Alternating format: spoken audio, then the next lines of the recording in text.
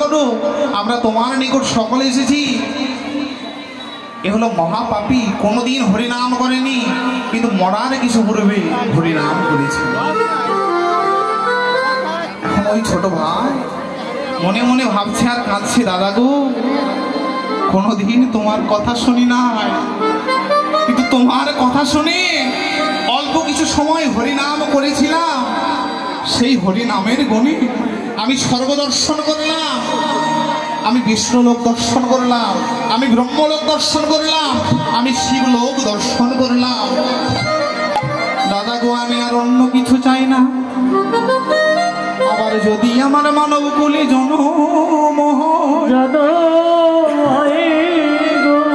আমি যেন তোমার মতো একজন কৃষ্ণ ভক্ত দাদা পাই। এদিকে ভগবান বিষ্ণু বলছি, ও হরি নাম করেছিল, আমার নাম করেছিল, এই জগৎ